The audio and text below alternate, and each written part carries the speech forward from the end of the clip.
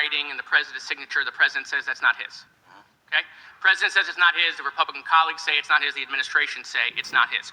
Will you be opening up an investigation into the Epstein estate for putting out a fake document with the president's signature linking him to the world's largest pedophile ring? Will you be opening that investigation into that?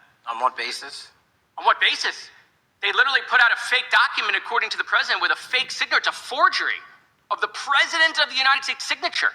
That's the basis. Sure, I'll do it. Okay, I look forward to that investigation. Am I over? Thank you, Mr. Chairman. I appreciate your diligence. Gentleman's time has expired. Chair now recognizes the gentleman from California. Director Patel, as you know, my state, California, is home to the worst public infrastructure failure in U.S. history, known as California High-Speed Rail, although the name is probably a misnomer. Earlier this year, I joined your counterpart at the Department of Transportation, Sean Duffy, doing a compliance review of the federal money the state has received, and the outcome was that the state has not complied with the terms of its billions of dollars in funding because it hasn't actually built anything. And so that federal funding has now been cut off, but a lot of us in California still have questions as to where all the money went. We're 17 years in to this project, and absolutely nothing has been built. Not a single bit of track has been laid. There are no stations, there are no passengers, and the plan initially was to have the whole thing, LA to San Francisco, done by 2020 at a cost of $33 billion. Yet here we are in 2025, nothing has been built, and according to the New York Times, the project won't even be completed this century, and the total cost is now estimated to be over $130 billion. So I just wanted to ask you, do you think this is something that bears scrutiny, or can you confirm whether there's any kind of investigation going on at the FBI? The FBI certainly can't investigate incompetence, but the FBI certainly can investigate and does investigate waste, fraud, and abuse. And so if we have any information that indicates that that happened in this situation or anything else, we'll look at it. Thank you very much. We've also, been talking some today about the issues that occurred at the border during the Biden administration. And you might not agree with your predecessor on everything, but you probably would agree with some of the statements he made in testimony before this and other committees, raising alarms about the risk of terrorism from illegal border crossings. Since becoming director, have you gotten some insight into how well calibrated those warnings were, and what is the status of that risk now? Since becoming director, there's been a sharp decrease of border crossings for known or suspected terrorists from the southern border. But unfortunately, there has been a sharp increase of known or suspected terrorists entering through our northern border. And so what I'm trying to do is work with our northern border states and our interagency to tackle that problem. But it is an absolutely massive border that can't physically be sealed. So we're going to have to get creative and put more resources into that. And in a similar vein, there were over 500,000 unaccompanied children that crossed the southern border during the Biden administration. As we know, many were trafficked either through forced labor or sex trafficking. Do you have any insight as to what the scale of that problem was and how have things changed over the last several months? Other than what you outlined in terms of how it was described, I don't have any additional details. In terms of how many people are being trafficked into this country, especially unaccompanied missing children, that number is drastically reduced because the coyotes that smuggle these children for their criminal activity are the same ones that smuggle in narcotics, or the same one that traffic older age women. They're all interconnected, and because of the sealing of the southern border by this administration, that has come to a near halt. That is a very important point, that we have seen far fewer victims of human trafficking because we finally prioritized border security. And by the way, you have children who are getting rescued because of the immigration enforcement activities that unfortunately some politicians in my state are trying to stop, thereby stopping those kids from getting rescued. We've seen, of course, a substantial reduction in crime here in Washington, D.C. since the FBI and the National Guard got involved. I'm kind of asking you to state the obvious here, but what is the mechanism there? Why have we seen a reduction of crime when DC has had such a huge crime problem for years, and then almost overnight we see such a big difference? Because of the dedication and resources from President Trump's administration to utilize all federal, state, and local assets in a heavily crime-ridden area.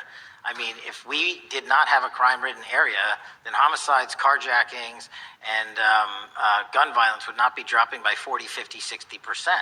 And when you allow the police, the MPD, to work with federal authorities and allow the National Guard to set up your perimeter, this is what you can do in a few short weeks. And we at the FBI, under Operation Summer Heat, have set those Phase 01 operations in motion 4 months ago, quietly at the direction of President Trump. So we are scattered across cities across this country doing just that. But we're going to Want to be happy or connect more deeply with new friends? Come to Alive and have fun.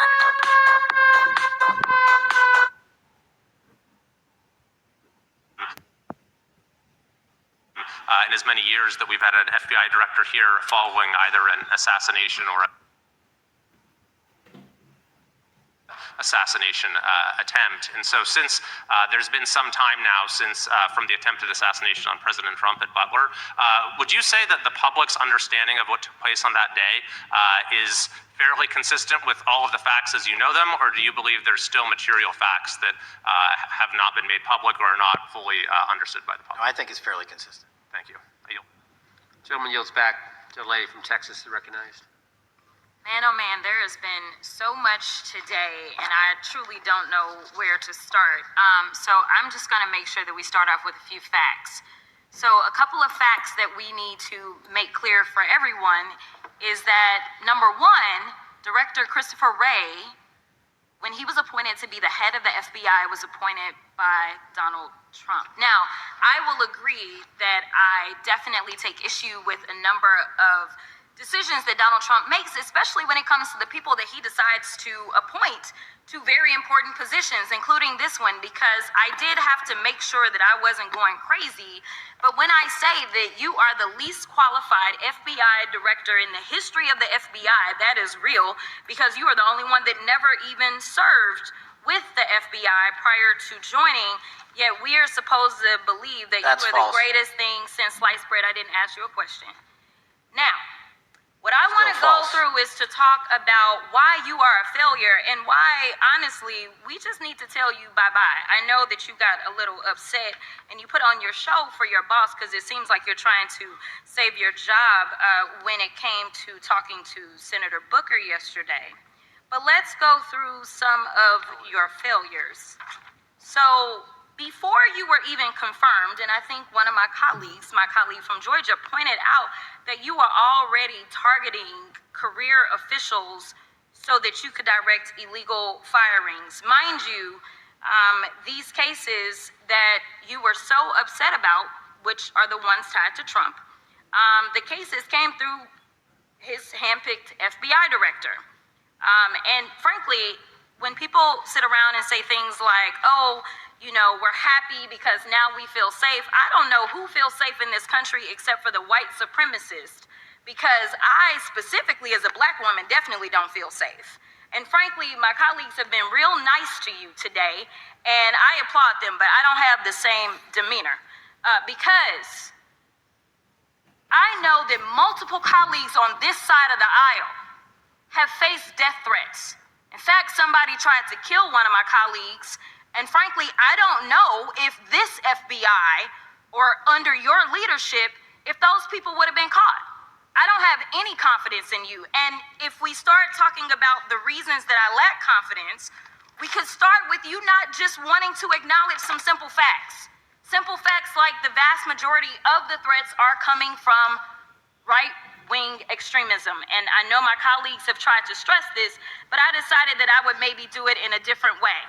Number one, I have a couple of UCs. Kim Buck, one of multiple Republicans receiving death threats for voting against Jim Jordan as House Speaker. Without objection. Another one, Republican lawmaker says she received death threats after voting against Jim Jordan in Speaker's race. Without objection. In addition, there was another one from another colleague who now is leaving Congress because they said that they were calling his wife anonymously and threatening her life to the extent that she ended up sleeping with a firearm. Without objection. Okay, so here's the deal.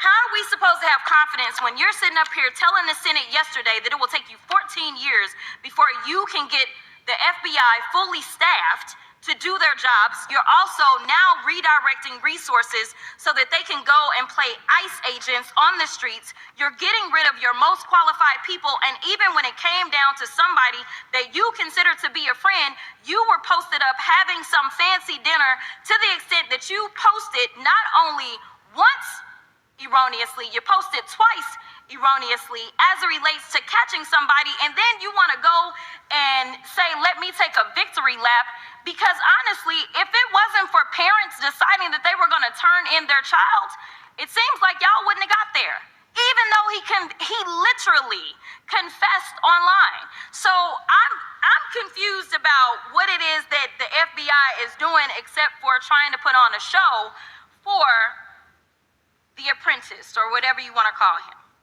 The day after all of this took place, there was domestic terrorism that was taking place at HBCUs. They were targeted. Yet I didn't hear anything from the FBI about what was going on. And again, Black people kept saying, how did we end up in this? Because the numbers are so very clear that white supremacy is a problem. And honestly, I've not heard anything out of you today that makes me believe that you're going to do anything about the white supremacy problem. The one that is leading to children being killed, children being shot, as well as members of their community as they're worshiping in their churches. The time of the gentlelady has expired. If the gentleman would like to respond to any of that.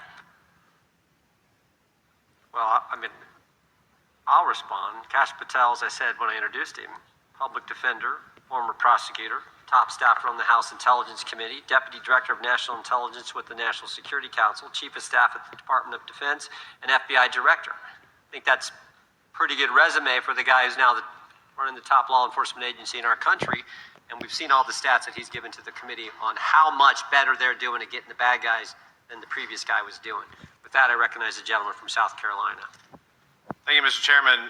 Director Patel, I think you're witnessing some auditions, clickbait auditions for the Academy Award for my Democratic colleagues. We'll see how they fare as they're on MSNBC later on today.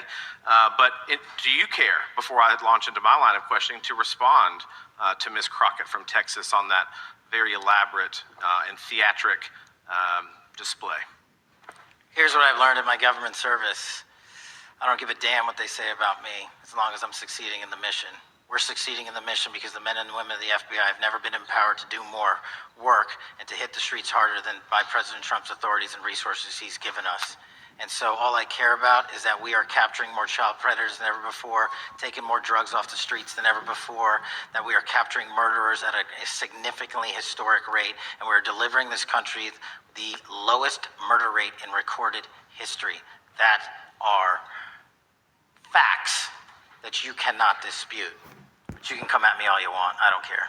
Thank you, Director, for that, and we appreciate your service. We appreciate the results speak for themselves, I think, pretty plainly, and your commitment not only to results, but to transparency, so we do appreciate that. Director, who was John Durham?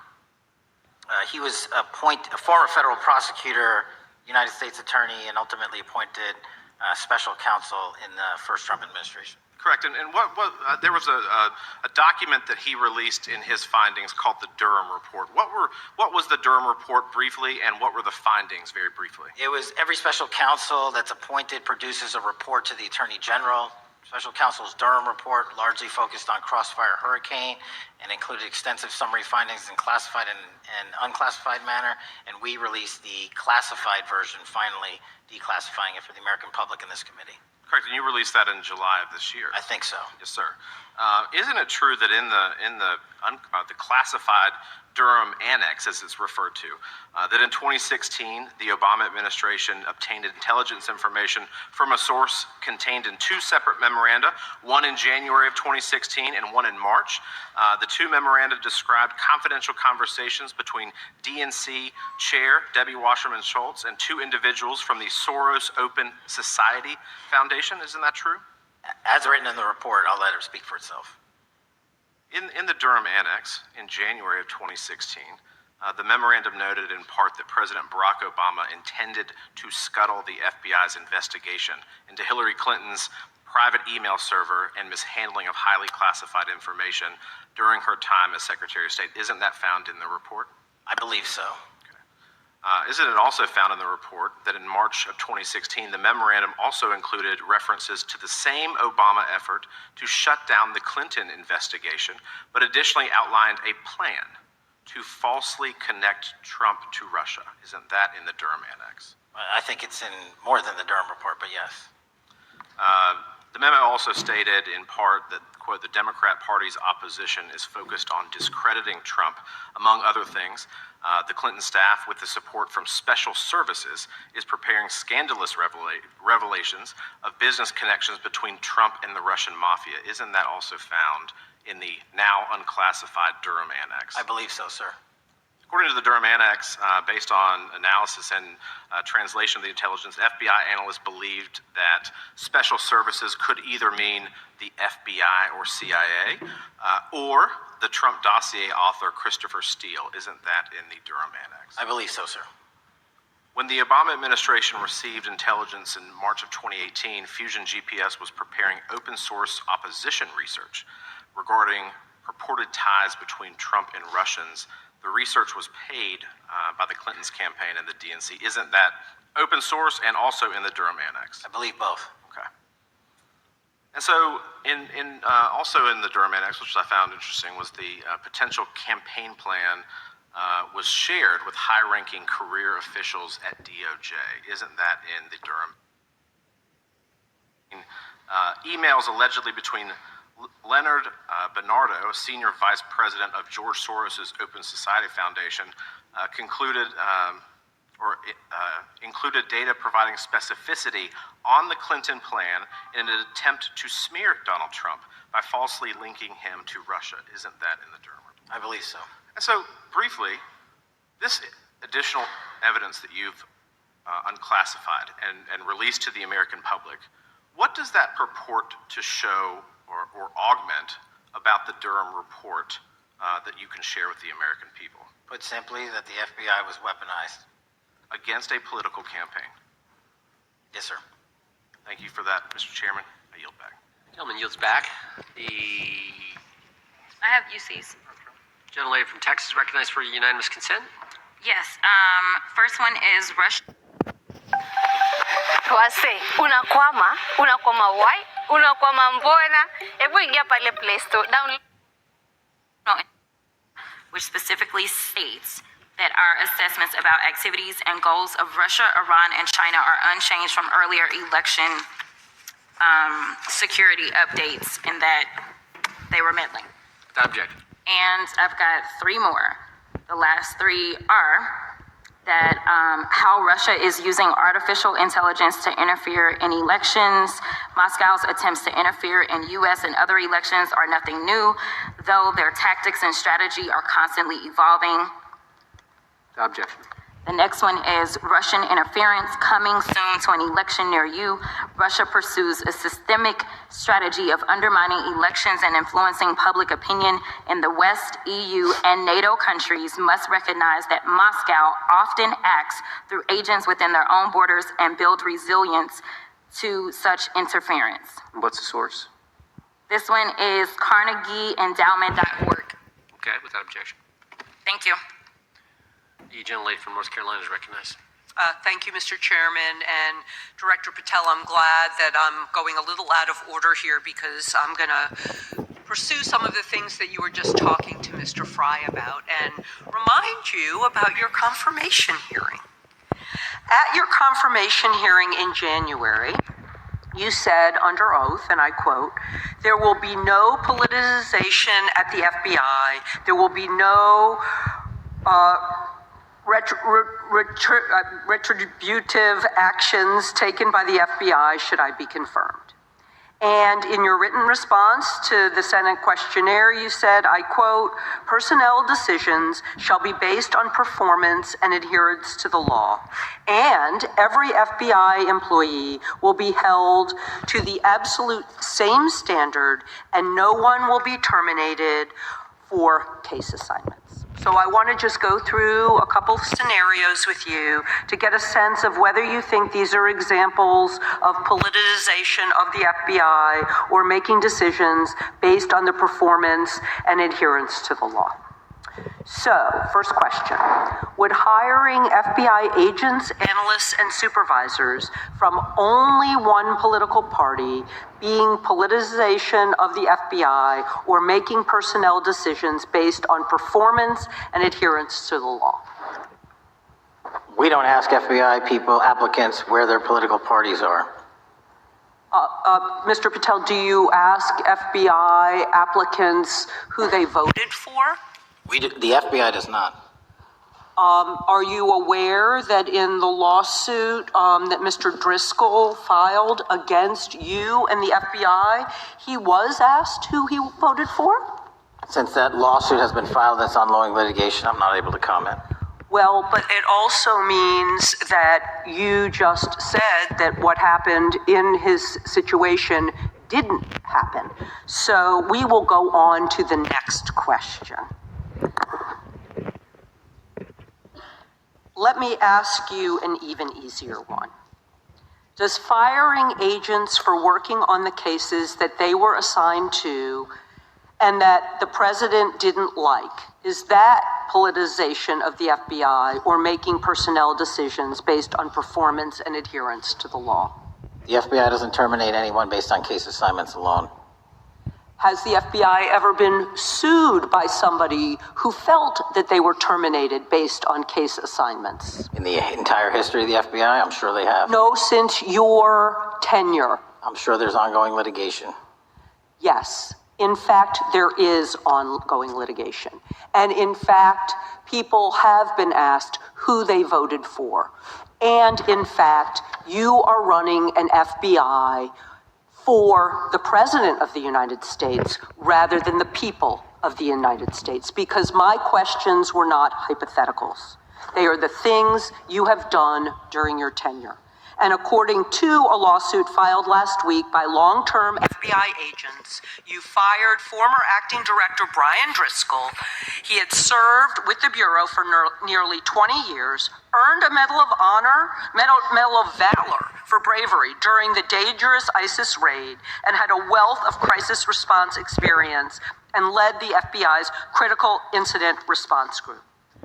When the Trump administrations interviewed Mr. Driscoll for that role, they interrogated him about his political leanings and who he voted for in the last 5 elections.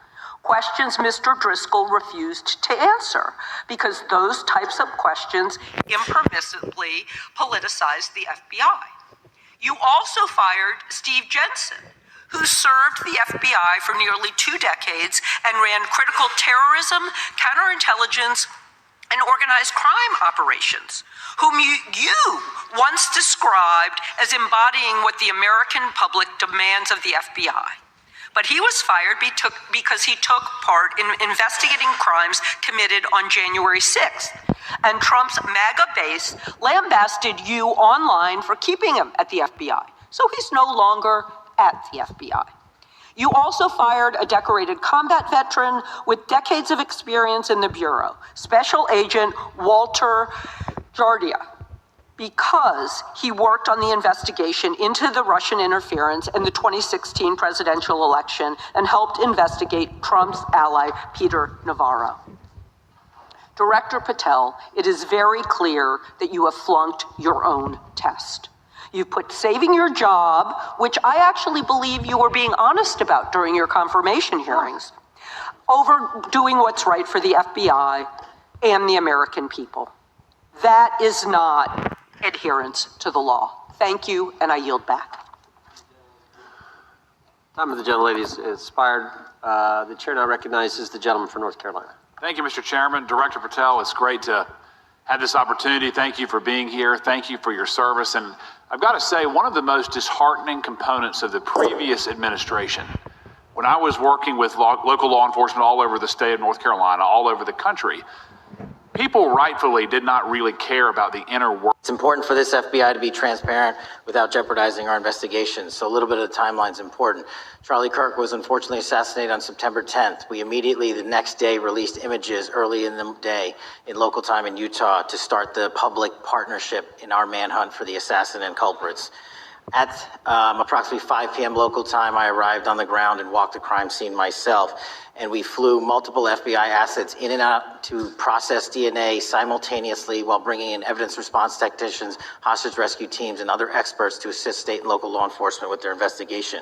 At 8 p.m. local on September 11th, the FBI collected and populated and promulgated at a press conference a video of the suspect on the grounds. We also released enhanced images.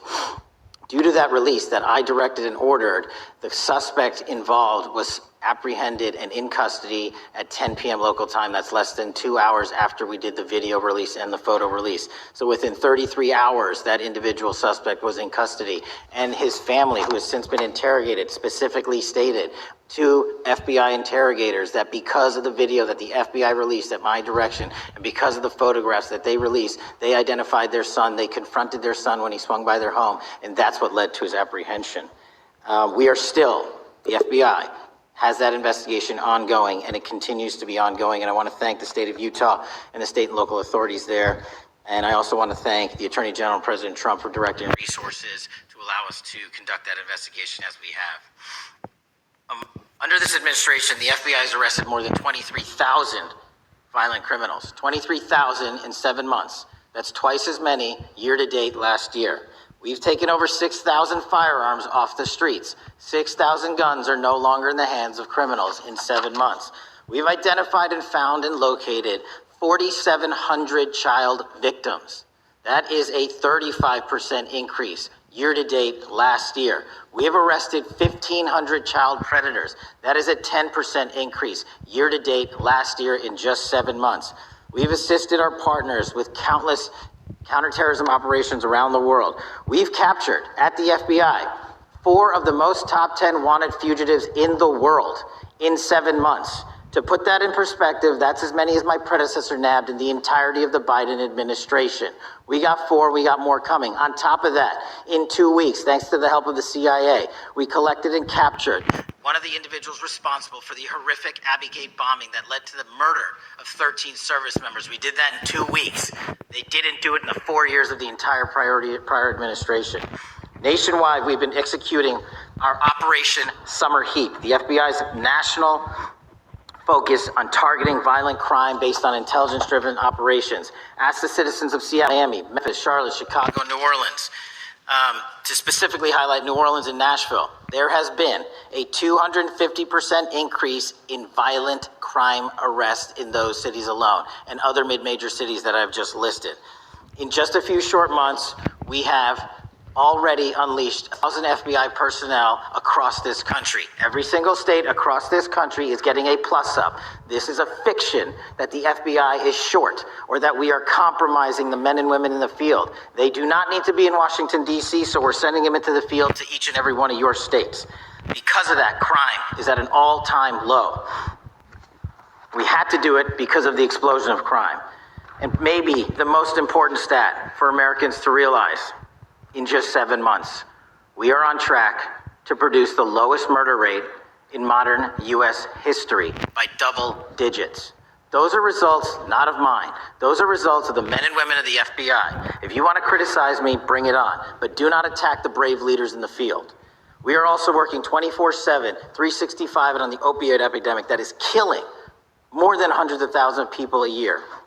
We have seized 1,600 kilograms of fentanyl off the streets so far in 7 months. Year to date, 25% increase. To put that in perspective, that's enough to kill a third of the American population, 120 million Americans. 100,000 kilograms of cocaine and meth gone off the streets. Earlier this year, I highlighted in Cincinnati, Ohio, how we're getting creative to chase down those that were willing to do harm to our citizens, not just by striking at the heart of the fentanyl producers, but the fentanyl precursor companies in China. And we indicted for the first time multiple companies and individuals, not just in America, but in mainland China, that are producing the ingredients that produce and make fentanyl that kill our children. And we're going to keep going. Counterterrorism work, cyber attacks, and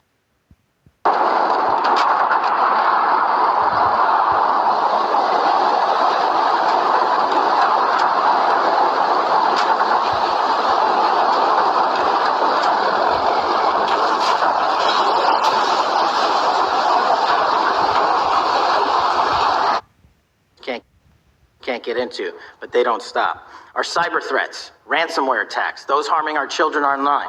We have nearly a 20% increase in indictments arrests in 7 months alone this year. We're going after those that harm our malware, infrastructure systems, telecom systems, and energy structure. Combating SALT and Vault Typhoons are just a little bit of the examples we're doing. Maybe most importantly, under the counterterrorism and domestic terrorism umbrella, our nihilist, violent extremists, and those that label themselves 764, who wish to go online and convince children to maim and mutilate themselves and commit suicide. And we are producing record numbers of arrests under that umbrella organization. We even stopped an individual in the 764 network who wanted to conspire to kill an adolescent girl. He is now in custody. Transparency remains one of my main priorities at the FBI. And this is what I've done in my 7 months at the helm. We've produced more than 33,000 pages of documents to Congress to a variety of committees, including, I believe, 7,500 to this committee alone, if memory serves me correct. To put the 33,000 in perspective, my predecessor in 7 years produced 13,000 pages in total to the United States Congress. His predecessor in 4 years produced 3,000 pages in total. I repeat, I have produced 33,000 pages in 7 years to this Congress and will continue to do so. I'm dedicated to restoring the trust and the mission and the integrity of the FBI, and we cannot do so without congressional oversight, and I promise you I will continue to do so. On the Epstein case, the original sin on the Epstein case was how it was handled by Mr. Acosta when he first brought the case in 2006, 7, and 8. The original case had a very limited search warrant, had a very limited search window, had a very limited investigative window. I was not there when those search warrants and that investigation was launched. I would not have done it that way. They were limited to only 3 to 4 years of investigations from 97 to approximately 2001 and 2002 to 2005. Mr. Acosta allowed Mr. Epstein to enter into a plea agreement where he served weekend jails for trafficking minor women. He also was allowed to relieve jail to go home on the weekends. Plus, he allowed a non-prosecution agreement to be signed as part of that plea deal, prohibiting future investigations from that prosecution and from that evidence, and prohibiting the collection of further material. That is the original sin. We are working with Congress to produce more than any administration ever has material on Epstein. And I welcome the challenge to tell us that we are not being as transparent as the law allows. We even went to court and asked the judges to lift those prosecutorial agreements and to lift those court order seals, and they denied us 3 times. Congress is welcome to do the same and join the fight. And I'd lastly like to focus on operation that the president led in D.C. Because of this, we are taking this fight in D.C. to every single city across the country. 2,100 arrests in the last month alone. D.C. has seen a 60% decrease in gun crimes, 75% decrease in carjackings, and 53% decrease in homicides in our nation's capital. And rightly so. We're bringing that fight to the streets of America. I want to thank you for your support, and I'm proud to be the director that leads this FBI into a new headquarters building that they've needed for decades, saving the taxpayer $3.5 billion, and also providing our workforce a safe environment. If you don't know the calamity that is the Hoover Building, I invite each and every one of you to walk around. I'll give you a tour myself, and you can see where the cement falls on the heads of our employees that is only to be saved by netting. Just to give you an example. Thank you for support to our mission. And I do want to highlight one thing about DC.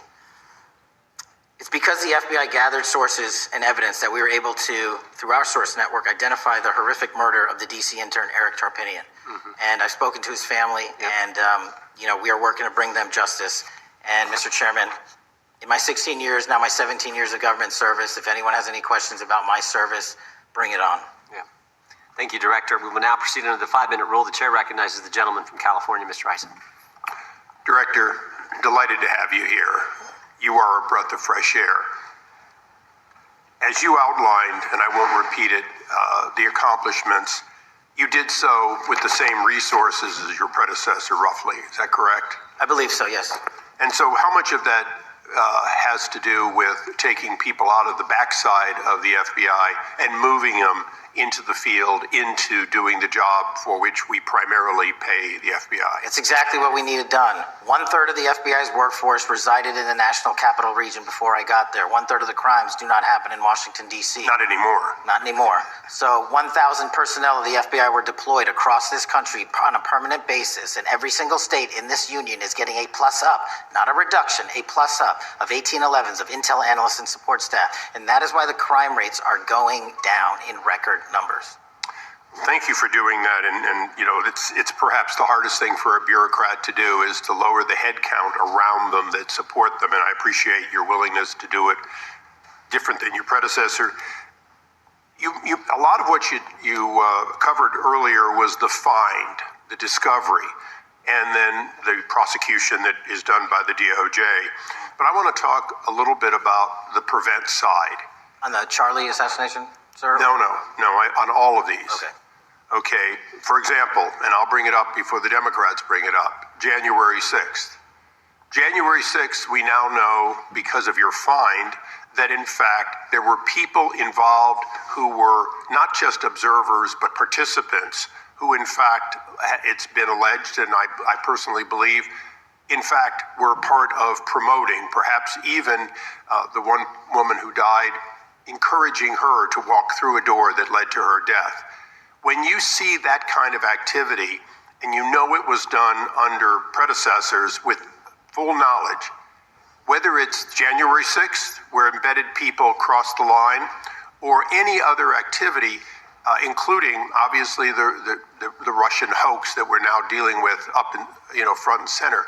My question to you is, what can you or others do to prevent it from occurring again? Not on your watch, but on future watches. How can we know that this won't happen again the moment you leave the FBI?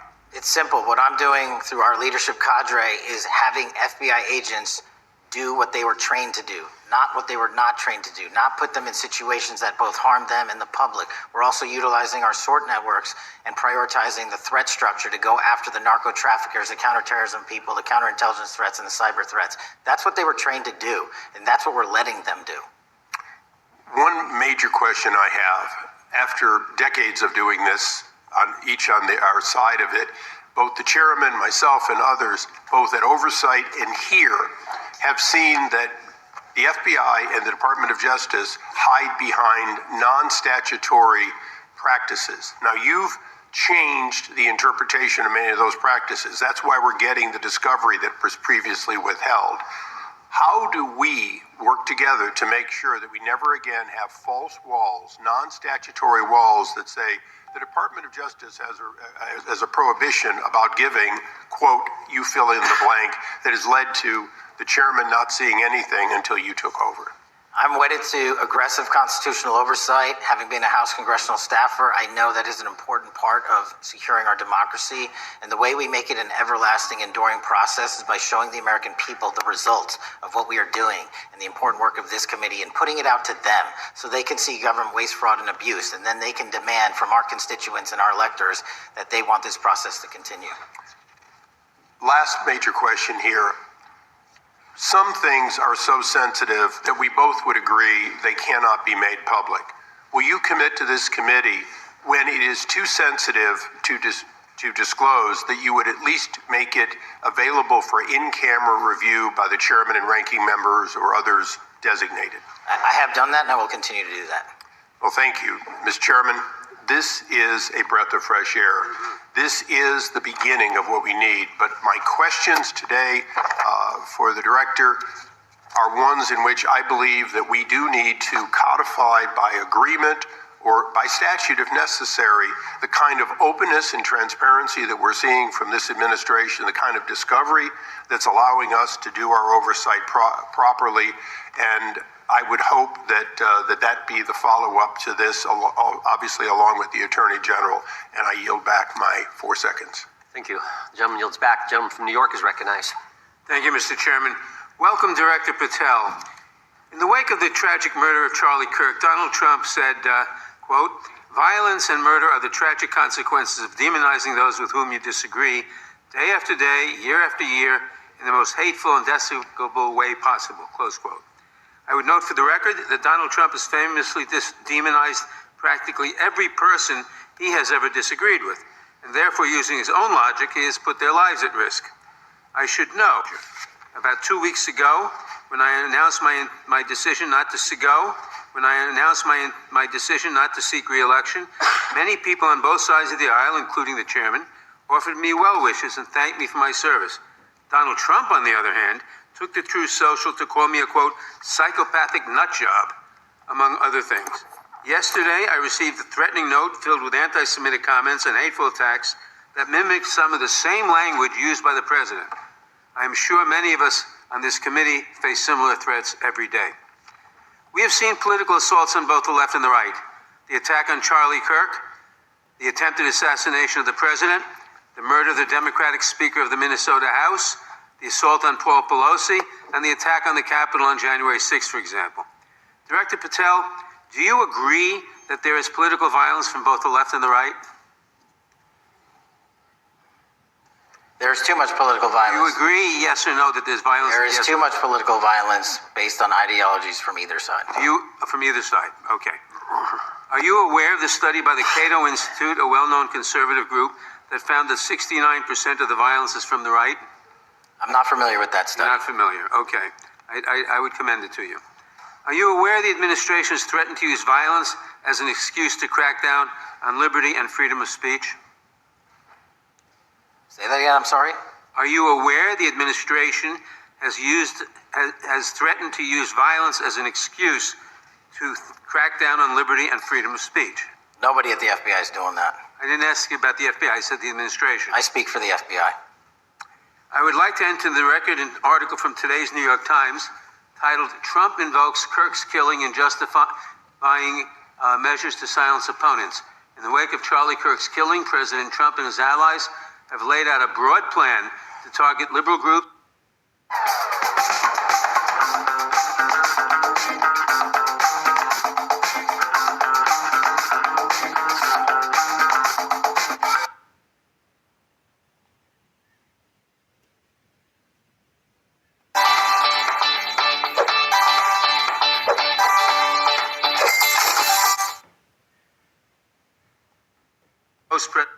Post-presidential personal use, issuing pardons to major donors, and personally profiting from the office of the presidency, the FBI may be abandoning its commitment to investigating public corruption.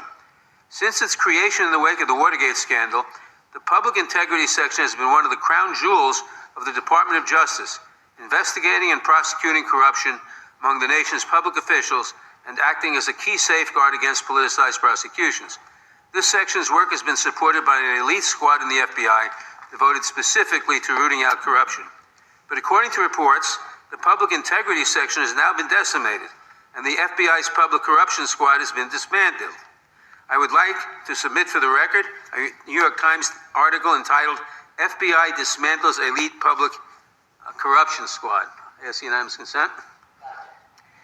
Thank you. These actions are an invitation to corrupt politicians to break the law, since they know that the government is asleep at the switch.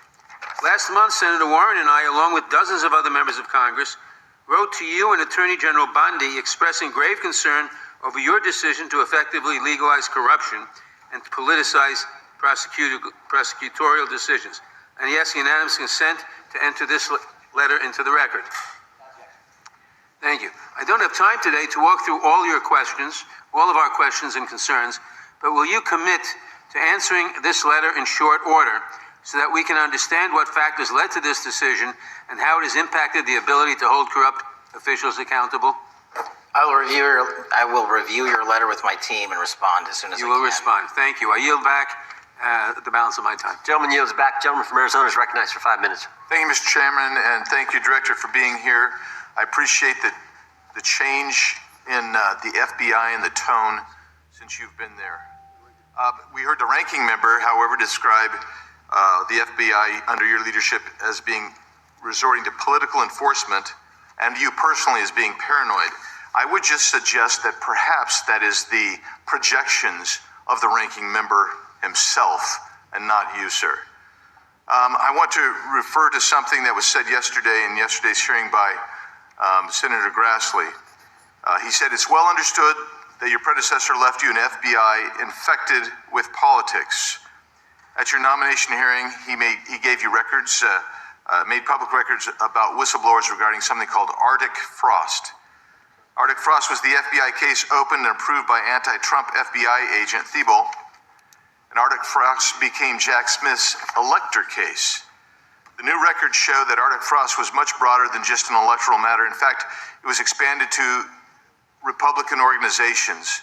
Some examples of the groups that the Ray FBI sought to place under political investigation included the Republican National Committee, Republican Attorneys General Association, and Trump political groups.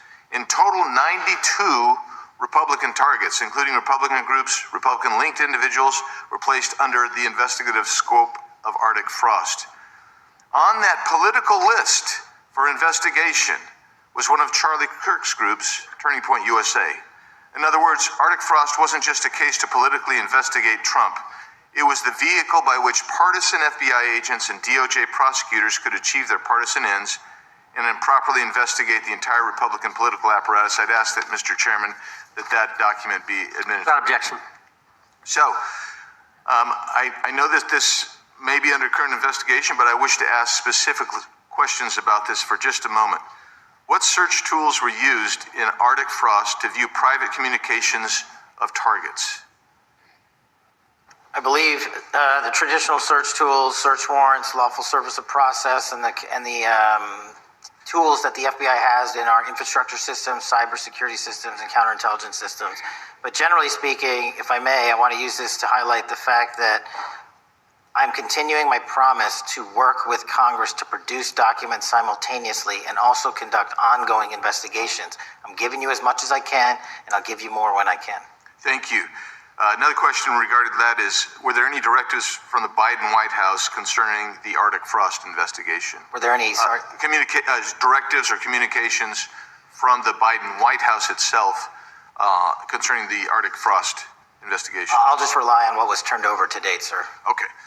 So I want to add here, the search warrants that were used included the seizing of a U.S. member of Congress, his phone. I think we all know who that was and how that was taken away and used for political purposes, Mr. Chairman, Mr. Director. So we'll leave that for a second, and let's go over to the Charlie Kirk case for just a second. Let's emphasize this. How many hours did it take from the assassination to the arrest of the assassin, Mr. Director? 33. That seems pretty swift, and it was because of the actual release of videos and photographs that you directed to be released, sir. That's correct, and to put it in perspective, the Boston bomber took 5 days and Luigi Mangione took 5 days. Was the platform Discord forthright from the start with law enforcement about the shooter's communications on its platform? Discord, the platform ownership, has been working with our lawful process, and we are obtaining materials from them on a rolling basis. Thank you. And I want to get back here to Arctic Frost for just a second, Mr. Chairman. I'd like the unclassified document from the FBI released to be admitted to the record. Without objection. And a document from the Economic Times also to be admitted to the record. Without objection. So I'm going to give you the last 30 seconds. We could go on about the Epstein case. I've got a bunch about that, but I'm just going to let you, if you wish to respond to either of the two vitriolic questioning or statement from the Democrats. The work of the FBI speaks for itself. It's on showcase here today.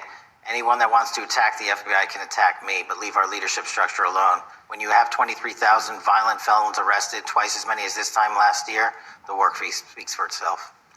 Thank you, Mr. Chairman, and thank you. Appreciate your good work, Director Patel. Yield back. Gentleman yields back. Gentleman from Maryland is recognized. Thank you kindly, Mr. Chairman. Director Patel, before you joined the FBI, you railed against it for covering up Jeffrey Epstein's human trafficking ring. Let me refresh your memory with this clip. Has Epstein's list, they're sitting on it. That doesn't seem like something you should do. You're protecting the world's foremost predator. That seems like an evil thing to do, regardless of who may be embarrassed in the release of that list. Why is the FBI protecting the greatest pederast, the largest scale pederast in human history?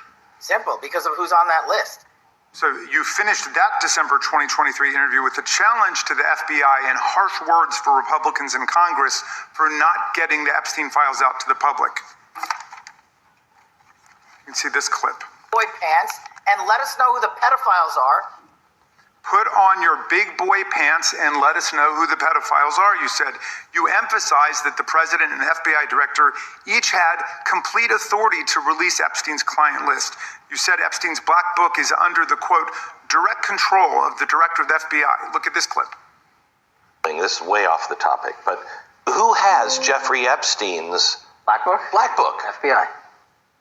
But who? That is, I mean, there's... that's under direct control of the director of the FBI. All right, so you were sworn in as director more than 200 days ago. Now the black book is under your direct control. So why haven't you released the names of Epstein's co-conspirators in the rape and sex trafficking of young women and girls? The Rolodex, which is what everybody colloquially refers to as the black book, has been released. Oh, no, you're talking about what the journalist got 5 years ago? No, that's not what we're talking about. We're talking about what you were talking about there. That's the black exactly book what I under was the direct control of the FBI director. We have released more material than anyone else before. The Biden administration, Obama administration had the exact opportunities to release this material, and they never did. And if you are selling the men and women of the FBI, why we're not do you going after change your child position? predators. Hang on, you said we're not going after child predators. 1,500 child predators arrested this year, 35% increase. I'll reclaim my time. 4,700 child Mr. victims Chairman, I'm going to found. reclaim my time if you could instruct the witness. Why have you changed your position? There you were saying it's under the direct control of the FBI director and all of it should be released.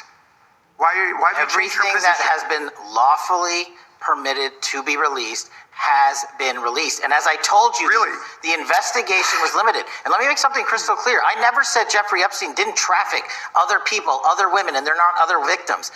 This is the investigation we were given from 2006, 7, and 8, and the search warrants from 2006, 7, and 8. That's what we're working with. Well, wait, have you released all of the stuff that the FBI has seized from Epstein's house? The computers, the emails, the file cabinets, the documents? What about the financial records? Have you released all of that? Everything the court has allowed us to Which release. court are you talking about? 3 separate federal courts have come in and said... We're talking about the evidence you've got. It's got nothing to do with what those courts have. Do you have any idea how the law works? Wait. Do you want me to break the law in a federal judge's order? No, I want you to follow your own curiosity? word, Director Patel. You said up there it was under the direct control of the FBI director. He had the black book. Everything I have direct control over, we have gone to court. You haven't. Complete your sentence. Everything you have direct control over, you said. Have gone to court, and everything we have direct Director control Patel, over. complete your and sentence. can You said lawfully everything. release. The We're gentleman- releasing. He'd like to complete his answer.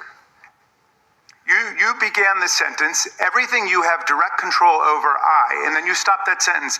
You've released everything that you have direct control over? And I have direct control over and can lawfully release. If you're not familiar with the court orders, that's not my fault. Oh, I'm Go perfectly, look at them. I'm Go perfectly to familiar court. with them, but how did we prosecute Ghislaine Maxwell? She was prosecuted with the investigatory material that was collected from 2001 and 2005. Because of the non-prosecution agreements and the court orders on the investigations and search warrants, we were not able to develop new information. And oh, by the way, Jeffrey Epstein was out for 12 years, and the Obama and Biden administration did nothing to look at his work, his pedophile network. If you want to blame me, that's fine. But now you're blaming the men and women who conducted this Stop great that. search. I'm not blaming anybody other than you. You're not keeping your word. You said that you would release all of the materials Has under your anyone direct released control. more information on Epstein than I have? Has anyone? Much did more. Comey, did Ray? Much Did more. they? Excuse me. Much more has come out in the days since the American people in Congress have News will invest 2.5 billion shillings to boost agricultural funding for small and medium enterprises in Kenya. The fintech says that this will help boost funding to bridge the over 3.66 trillion shilling gap between agriculture's contribution to the economy and the credit it receives. Despite agriculture contributing 26% to Kenya's annual wealth and providing 1 in every 10 formal jobs, the sector currently receives only 3.53% of private sector credit, amounting to 134.2 billion shillings out of a 3.8 trillion lent to the private sector, according to data from the Central Bank of Kenya. Avenue's country manager Emmanuel Murai says the fintech will leverage technology to enhance access to credit.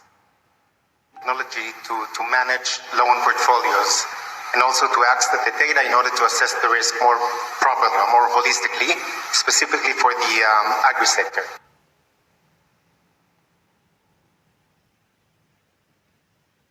Want to be happy or connect more deeply with new friends? Come to Alive and have fun.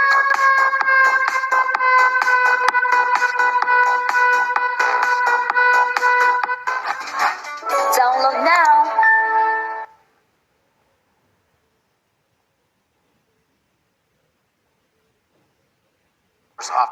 Officers, when you have more cops in the streets, when you're using ground-based intelligence, when you're not weaponizing law enforcement and focusing on DC and focusing on the rest of America, this is what happens. It is not a significant mind shift in terms of how we maneuver the FBI. They've wanted to do this work since they signed up. We're just letting them. And we've seen many prominent Democrats oppose your efforts to restore law and order to the streets of our nation's capital. I mean, all of us here have seen a dramatic change for the better here in Washington, D.C. Why are so many Democrats attacking you for that? Sir, Democrats have been attacking me for a decade, as is the fake news media. They didn't like the fact that I exposed the Russiagate host and the largest weaponization of the FBI, DOJ, in U.S. history. We proved it to be true with congressional oversight. I'm wed to that congressional oversight and will continue to do that work. Christopher Wray repeatedly warned this committee that the Biden open borders policy had produced a significant increase in terrorist threats that he said kept him up at night. A particular concern, he said, was the 2 million gotaways that entered the country during the Biden administration. That's an average of 41,000 every month. What are the monthly gotaway numbers today? Sir, I'll have to get back to you on the exact gotaway numbers, but identifying that there are gotaways is step one. Going and manhunting them is step two, and that's what we're committing our resources to do. Well, that's my next question, is what progress has the administration made in apprehending and removing terrorist threats that came in during the Biden years? I think you're talking about, if you're not, let me know, known or suspected terrorists, and we've encountered almost zero at the southern border since the southern border has been sealed. But the problem that we are running into is our northern border. It's largely expansive. The enemy has adapted, and we need more focus on the northern border to stop known or suspected terrorists from coming in from places like China, Russia, the Middle East, Africa, Afghanistan. And what can you tell us about the remaining threat posed by potential terrorist cells here in the United States? The terrorist threat that continues to be posed by international terrorists here in the United States is one of my highest priorities.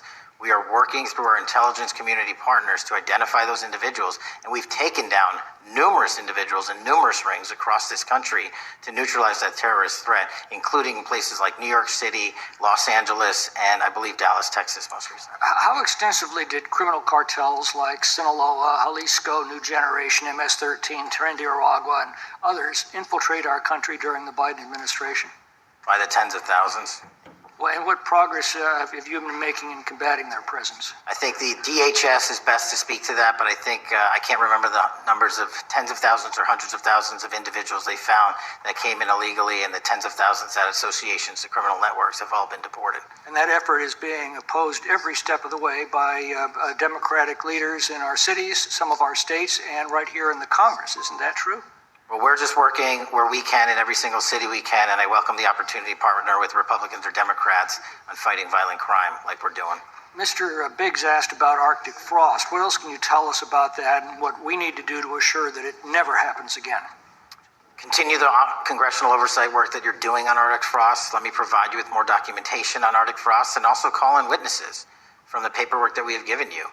You have that right, and the American public deserves to hear what those people have to say. As for my ongoing investigation, there's not much I can say. What role did the FBI play in suppressing the Hunter Biden laptop story during the 2024 election? Off the top of my memory, sir, I believe the FBI was in possession of verified information from that laptop, and it was improperly publicized that they did not have information and masked it as Russian disinformation. We now know that was categorically false. I don't know why the FBI did that, when they did that, but we've released all the materials related to that. Thank you. Gentleman yields back. The gentleman from New York is recognized. Mr. Goldman. Mr. Patel, does Donald Trump appear anywhere in the Epstein files? I'm sorry, could you say that again? It's not a complicated question. Does Donald Trump appear anywhere in the Epstein files? I didn't say it was a complicated question. I just didn't hear you, so my apologies. We have released where President Trump's name's in the Epstein files and everybody else, and all credible information that we are legally allowed to release has been released. All right, so let's go through that. You're referring to court orders that prohibit you from releasing grand jury testimony under Rule 6E. Is that what you're referring to when you say as the law allows? That's a piece of it.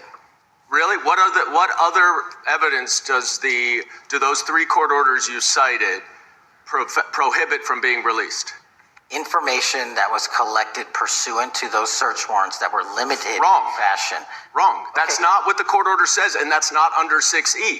And you're talking, and I said that's 6E, and I said there was others, and I'm answering that there are sealed court order documents. There are protective orders. They are unsealed as part of discovery given to Ghislaine Maxwell. They are no longer sealed. That's just not true. We can argue about it all you want. Okay, well, you agree that there are, so your testimony here is that the reason why you are not releasing all of the videos that you have acknowledged, there are so many, and that the FBI spent thousands of hours of reviewing, the photographs, the photographs that you have. You're saying that you're not releasing those because there's a court order requiring them to be sealed? Is that your testimony? Never said that about the videos. On the totality of the videos, of the thousands of images that were seized pursuant to the search warrants executed at the time, the overwhelming majority of that video is pornographic material that was downloaded from the internet and child sexual abuse material. We will never release that. Well, as you should not release the victims. But if there are videos that relate to others who Epstein trafficked to, such as maybe Prince Andrew, or photographs, that you have total control to release. Yes, and if it exists... And so why haven't you released it? Why are you supposing that that is a fact when in fact it is false? Are you saying that... You're saying that none of the videos relate to anything relevant to the Jeffrey Epstein trafficking ring? Every single video that we have collected pursuant to the prior search warrants has been examined for the last 10 years. And every single video has been utilized for whatever prosecutions were able to be legally brought. I'm not asking about prosecutions. I'm asking about why you aren't releasing the full Epstein files, including the names of people who were involved in the sex ring that you promised to do before you became FBI director. I just told you I'm not going to release downloaded porn. I'm not asking about that. Fine. I'm asking about all the other files. What other videos? Tell me. Tell me. That's what I'm asking. Tell me. You're saying there are no videos that would be relevant to anyone else involved in the Jeffrey Epstein sex ring. Pursuant to Mr. Acosta's collection of information based on the search warrants. That's all we have in our possession. And I'm asking you, but that stuff. That's all we got. I'm not asking all you got. I'm asking you, in that stuff, there's nothing that's related to any other sex traffic, any other people engaged with Epstein in underage sex. That's correct. To my knowledge, no. Okay. Let's talk about the witness interviews. 302s of witness interviews. Those are not subject to the court order. Those are not subject to any fictional sealed order for a search warrant. Why aren't you releasing those with the redacted names of the victims? We are releasing as much as legally allowed. That's why we went back to how is that not legally allowed? Sir, do you know how court orders work? Do you know how protective orders Actually, work? Mr. Patel, I was a real prosecutor for 10 years. I know exactly how so I was a court fake orders. one? And I want to understand what the court order prevents you from releasing witness statements that the FBI took. You should know that as a real prosecutor, when the court hand downs a protective order and a motion to seal, the material is sealed unless So that your judge testimony waives here it. is that all of those witness statements are under a court order, a protective order.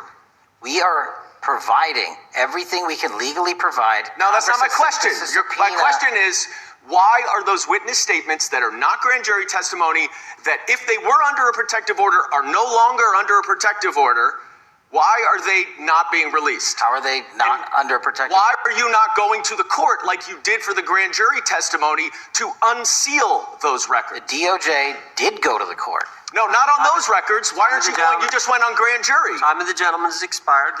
You are hiding the Epstein files, Mr. Time of the Patel. gentleman has expired. You are part of the cover-up. Can I respond? Sure can. Any allegations that I'm a part of a cover-up to protect child sexual trafficking and victims of human trafficking and sexual crimes is patently and categorically false in the work of my So I hope you will talk to them when they have requested to speak with you. Because the victims have requested and you are not responding to them. Director, yes or no, is the FBI still spying on parents at school board meetings? No, sir. Is the FBI still targeting Catholics? No, sir. Is the FBI still spying on President Trump? I don't believe so. Is the FBI still censoring Americans? No, sir. Is the FBI still targeting Americans for shopping at Cabela's or purchasing Bibles? Nobody is targeted for their faith. Is the FBI still targeting Americans who are pro-life? Nobody is targeting anyone for their beliefs. Is the FBI still cooking the books on crime data? The crime data is real. Is the FBI still purging agents for conservative viewpoints? No one at the FBI has asked their viewpoints on Is policy. the FBI still labeling the Betsy Ross flag, the flag of the American Revolution, a hate symbol? No.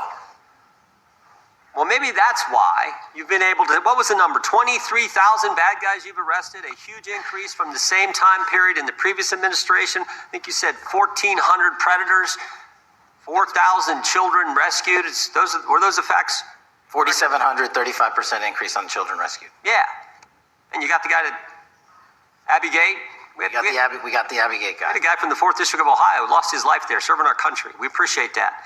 Maybe when you're not focused on politics, you can actually do what the FBI is supposed to do. Go get the bad guys, right? That's what the men and women of the FBI do. Director, did John Brennan lie to Congress?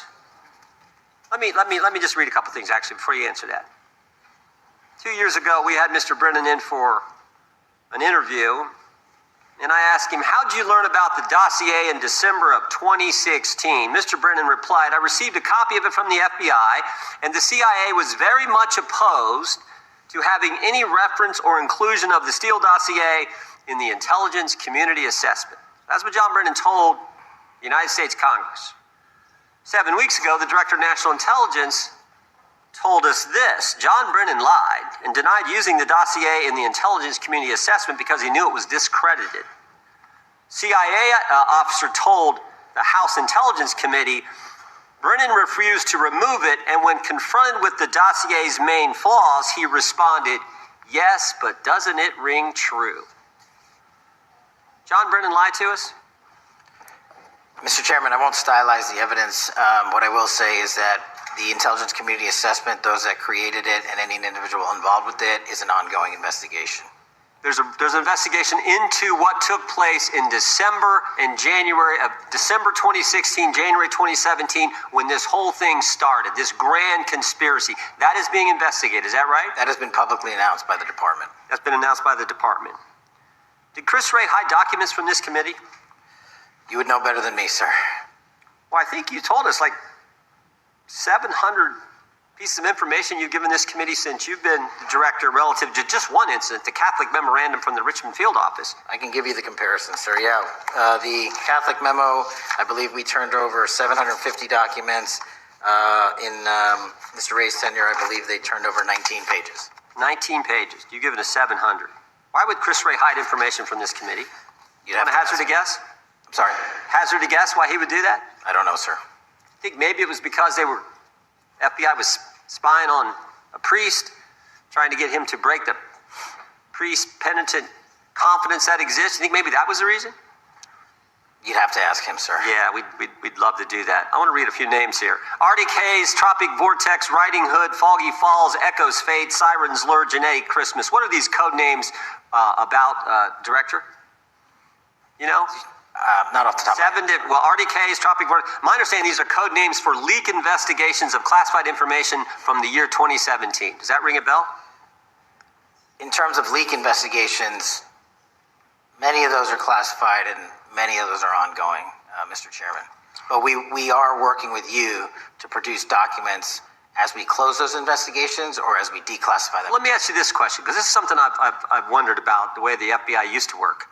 Wait, this whole thing kind of, so many of these things unfolded. Seems to me you had all these people in government leaking information that then gets reported in the press. There's a story written about it, and then that article is then used to further the investigation and move forward with what they want to do. Did that take place back in 16 and 17? That's the exact scenario that took place in the FISA application for Carter Page and the rest of the Trump campaign. And that is frightening, because that's what the CIA is supposed to do in foreign countries. It's not supposed to happen to Americans. But it did, didn't it, Director? Yes. And not just any Americans, it happened with the President of the United States. Is that accurate?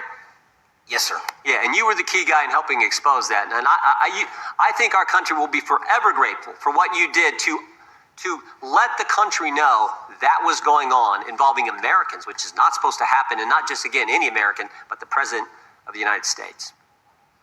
Chair now recognizes the gentlelady from California. Thank you, Mr. Chairman.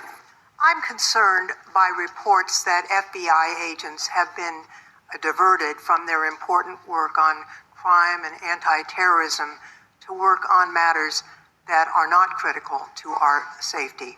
I'd like to play the video, the whole video. Jeffrey clip. Epstein's Black Book? Black Book. FBI. But who? That is, I mean, there's... Oh, that's under direct control of the director of the FBI. So, but the Black Book, it's not just sitting. I mean, that's Hoover power times 10. And to me, that's a thing I think President Trump should run on. On day one, roll out the Black Book. In contrast to that attitude of let it all out, we're getting reports of actions that run contrary to getting everything out and that also involve diversions of FBI resources. For example, an FBI whistleblower reported that you were pressured by the Attorney General to place 1,000 personnel on 24-hour shifts to mine roughly 100,000 Epstein-related records to redact President Trump's name from the files.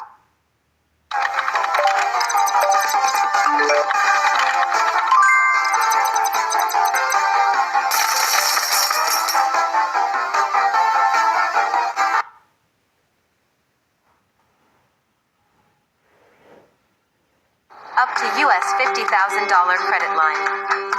Enjoy flexible payment terms. Factory direct sourcing. Free up cash flow. Pay in 30 or 60 days.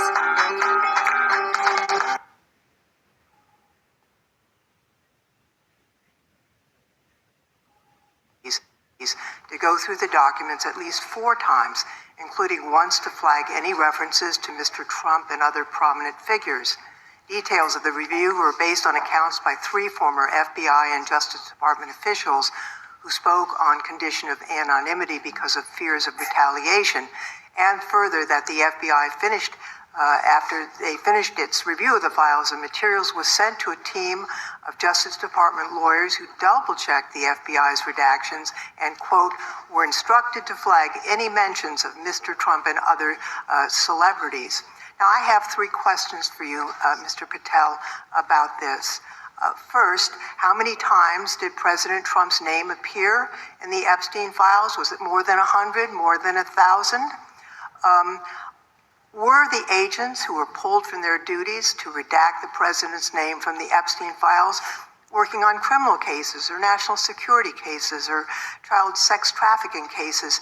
And are the number of agents that have been reported diverted for these purposes, is that accurate? No. No what? You asked if it was accurate. I said it wasn't. So you're saying that none of this happened? No, I'm saying it was inaccurate. Okay. How many times did President Numps appear in the Epstein files? More than 100? More than 1,000?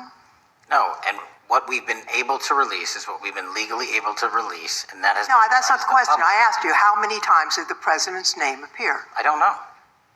It's your testimony. You do not know that answer. The number of times? No. Could you tell us how many agents were diverted for this task and what they were working on? When you say diverted, you make it seem as if agents were pulled off what they do all the time. Agents at the FBI masterfully do double duty and triple duty. And because of the public's interest in this case, we flex resources to make sure that we could answer the public signal demand. So do you want us to look through the material and provide it to you, or you do not want us to do that? So it's your testimony that no one was diverted from a criminal matter, that this was a top priority to go through this material to look for Mr. Trump's name. Is that your testimony? That's the highest priority for the FBI? What's one of the most impressive things about the FBI leadership and the careers that are in place is that they make the decisions on who to send where on priorities and make sure the mission needs are not hurt. And that's what happened here. It's shocking to me that the FBI would think that erasing Mr. Trump's name from the Epstein files is a high priority when we have crime, we have national security threats, we have terrorism threats, we have murders such as that occurred, unfortunately, with Mr. Kirk. It's shocking to hear that that's your highest priority. And with that, Mr. Chairman, That's I yield literally back. not what I said. Gentleman yields back. Gentleman from Wisconsin is recognized. Director, is President Trump implicated in any wrongdoing related to Jeffrey Epstein? Based on the entirety of the evidence that we have, absolutely not. The president is not implicated. Correct. Thank you. I want to talk a little bit about China's malign influence here in America. And, we've seen spy balloons traverse the United States. We've seen police stations in communities around America. And sitting in the chair you're in just 2 years ago, there was a sheriff from Cochise County, Arizona, Mark Daniels, that was here, who said that the exponential increase in the amount of fentanyl that is coming into America is directly related to the open borders policies of the previous administration. Do you agree with Sheriff Daniels' characterization? In large part, yes. So, since you've been director, has there been a reduction with, we've talked about how the border is largely secure now, right? The southern border, yes, sir. The southern border is largely secure. Has there been a concomitant reduction or a reduction in the amount of fentanyl that is coming into America? There has been a massive reduction to the tune of, we've seized more than 25% year to date this year than the prior year, and that's enough fentanyl to kill 120 million Americans. Does China play a role in this fentanyl that's coming to America? As I stated in my opening, sir, what they do and the companies in China, mainland China, do is produce the precursors and the cutting agents that they ship overseas through various countries into the Mexican drug cartels who produce it. So they basically are the cooks in terms of the ingredients. Tell us, what is the FBI doing to stop China from delivering death to America? So for the first time in a decade, I actually reached out to my counterpart at the Ministry of Public Security. No one at the FBI had done so. To engage... Ministry of Security, where's that? In mainland China. In mainland China, okay, thank you. To engage in a conversation to say, hey, can we have a certain number of these precursor chemicals listed in China so that they become illegal and illegal to trade. We're also working with our counterparts in places like India and Guatemala because the transshipment routes of the precursors, the Mexican drug cartels have gotten creative, and instead of coming directly to America are going into these countries. And we've had massive success in India and Guatemala, and in those governments, great partnerships in shutting down the ability to ship the precursors into those countries, which are ultimately destined to America. So those people that are working with security agencies have been working with you, is that accurate? Yes, sir. So I want to turn to a couple cases that are at the University of Michigan. where Chinese nationals, on behalf of the Chinese government, smuggled in illicit biological materials, stuff that can harm our agricultural industry. What actions are you taking as we see repeated stories of Chinese nationals doing this in the United States? So just that, sir. In this calendar year alone, as I was mentioning, our counterintelligence operations and cases brought against the Chinese are up by, I think, something like 40%. And specifically, the cases in Michigan show two threat streams, not just against our agricultural industry, which is a threat to national security, but they were also bringing in chemical agents and mushrooms, I'm not the exact expert, that would have ultimately hurt our population. We arrested and charged all of those individuals, and we are aggressively going after them in every single state because they weren't doing it in Michigan alone. Should research universities across the United States be doing a thorough job of vetting Chinese nationals that are coming to their universities? They should. Turning to spying in America, we heard the stories about Senator Dianne Feinstein's driver, who was a Chinese spy. We're familiar with Linda Sun, who worked in Governor Hochul's office, Christine Fang in California. What are you doing to find these people who are Chinese spies that are trying to burrow themselves into the politics of America? Because we know it's happening, right? Yes, it is.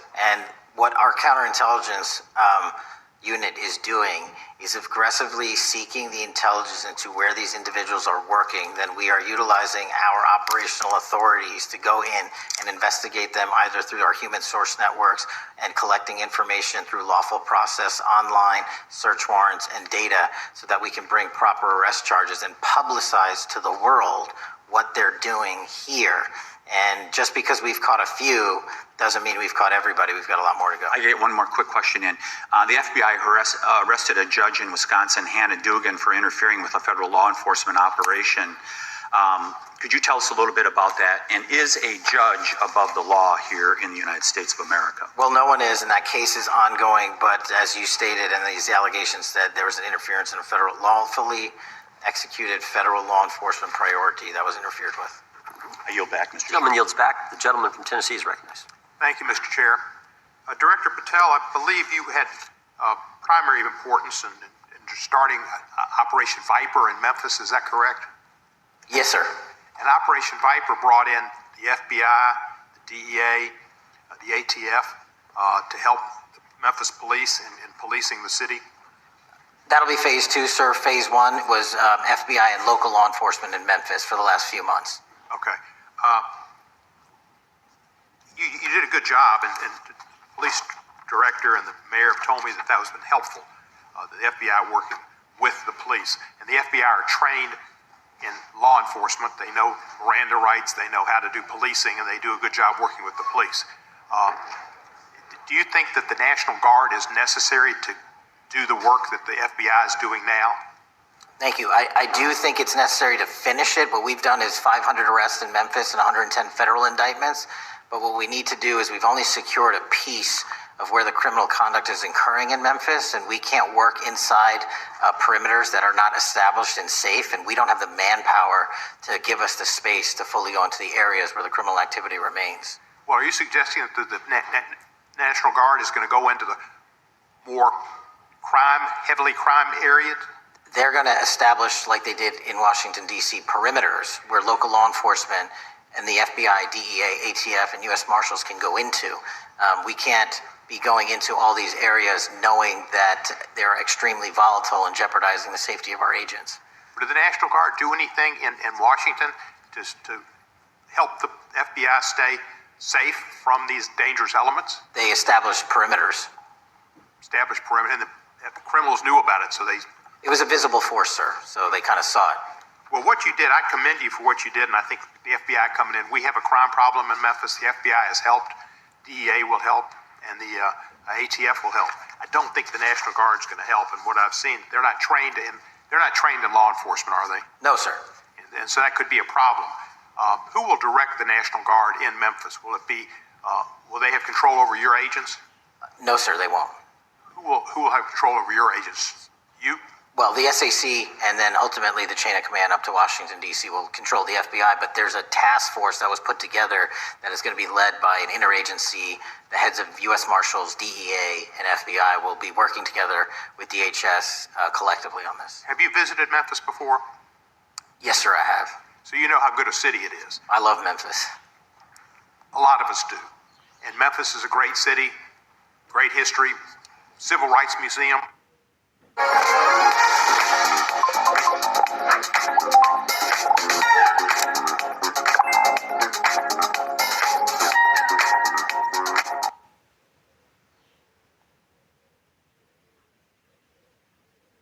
Shake and win millions of prizes with the AliExpress $1 challenge.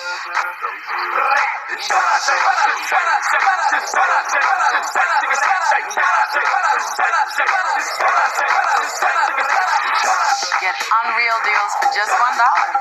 Win $10,000 in flight credits and a $3,000 AliExpress shopping spree.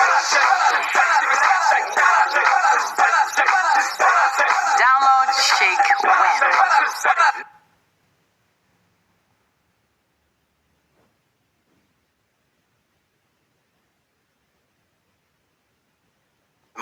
My knowledge, no, sir.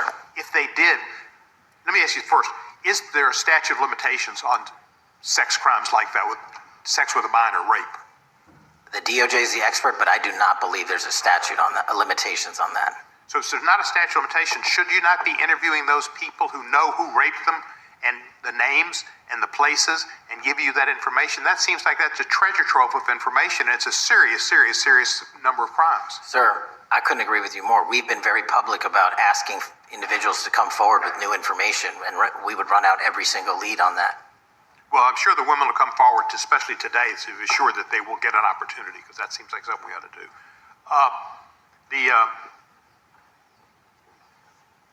Mr. Driscoll, what was his reputation? I can't comment on Mr. Driscoll's matter. It's an ongoing litigation. Yeah, but his reputation you could tell us about. I can't tell you about his reputation. His work has been laid out in that lawsuit. How many of the FBI agents who worked on the January 6th case have been fired? I don't have that number, sir. Do you have a ballpark figure? No, but I can tell you that individuals based on case assignments in the FBI that I have led have not been terminated for case assignments. Thank you, sir. And come back to Memphis, and you work with Kevin Kane in our tourism bureau. He's great. And thank you for your work in Memphis. Gentleman, yes, back. Mr. Chairman, I have a unanimous consent request. Gentleman's recognized. So, 4 documents I'd like to introduce into the record. The first one is Jeffrey Epstein's 6 story played out for years in plain sight. And Acosta is quoted in here saying, "I was told Epstein belonged to intelligence and to leave it alone." The second document is entitled, "What Epstein's Bodyguard Warned About His CIA Connections." The third document is from Fox Digital. It's titled, "Epstein's Private Calendar Reveals Planned Meetings with Obama Admin Official CIA Chief." And the last document is Wall Street Journal article that highlights Ehud Barak's 36 meetings with Jeffrey Epstein. He was the former Prime Minister of Israel and head of military intelligence for Israel. It may have held that title when he met Epstein, and then, yes. Without objection, the gentleman will hold for a second. The gentleman from Maryland is recognized. Thank you, Mr. Chairman. Just one UC request. This is Judge Engelmeyer's decision from August in U.S. versus Epstein, stating the government's 100,000 pages of Epstein files dwarfs the 70-odd pages of Epstein grand jury materials. Without objection, the gentleman from Kentucky is recognized for 5 minutes. Thank you, Mr. Chairman. Director Patel, I watched some of your Senate hearing yesterday when Senator Kennedy asked you, "You've seen most of the files. Who, if anyone, did Epstein traffic these women to besides himself?" You replied, according to the transcript, "There is no credible information that he trafficked them to anyone else." You also said somewhere in the hearing and here today that the problem is that the case files are constrained by limited search warrants from 2006 to 2007, and that the non-prosecution agreement hamstrung future investigations. Those constraints only apply to Southern District of Florida. They do not apply to Southern District of New York, the location of the 2019 sex trafficking indictment, which produced many things, including a series of FD 302 documents. According to victims who cooperated with the FBI in that investigation, these documents in FBI possession, your possession, detail at least 20 men, including Mr. Jess Staley, CEO of Barclays Bank, who Jeffrey Epstein trafficked victims to, victims including minors such as Virginia Roberts Giuffre, may she rest in peace. That list also includes at least 19 other individuals, one Hollywood producer worth a few $100 million, one royal prince, one high-profile individual in the music industry, one very prominent banker, one high-profile government official, one high-profile former politician, one owner of a car company in Italy, one rock star, one magician, at least 6 billionaires, including a billionaire from Canada. We know these people exist in the FBI files, the files that you control. I don't know exactly who they are, but the FBI does. Have you launched any investigations into any of these people, and have you seen these 302 documents? Sir, I have asked my FBI agents to review the entirety of the Epstein files and bring forth any credible information. And we're working with Congress not only to divulge that information and produce it to you, but any investigations that arise from any credible investigation will be brought. There have been no new materials brought to me launching a new indictment. So is the loophole here, or is it your assertion that these victims aren't credible, that the 302s maybe didn't produce credible statements that rise to a probable cause? It's not my assertion, sir. It's the assertion of two different United States attorneys' offices from 3 separate administrations who investigated those same materials in lifetime. Are the 302 documents in the FBI's possession? They reviewed all that, yes, sir. And so have you reviewed those 302 documents where the victims name the people who victimized them? If I personally know, but the FBI has. So how can you sit here and in front of the Senate and say there are no names? I said I named one today. I said we are not in the practice at the Department of Justice FBI of releasing victims' names.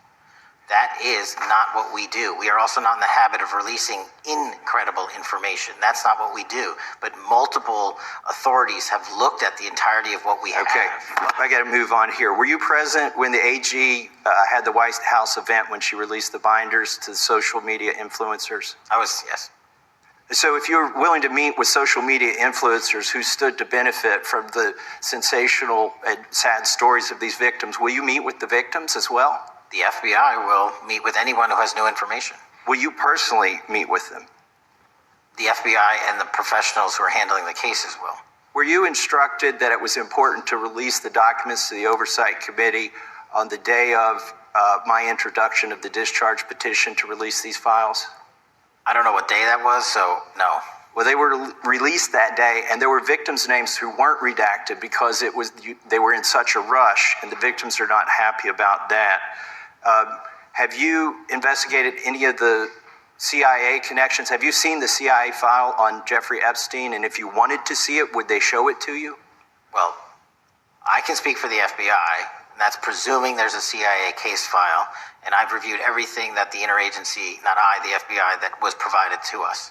Would you be willing to look at the CIA file on Jeffrey Epstein? If there is such a file, and if it has not already been turned over to the FBI will look at any new investigative leads. Have you made any progress on the pipe bomb investigation January 6th? And have you made any progress on the motive of the Las Vegas shooter?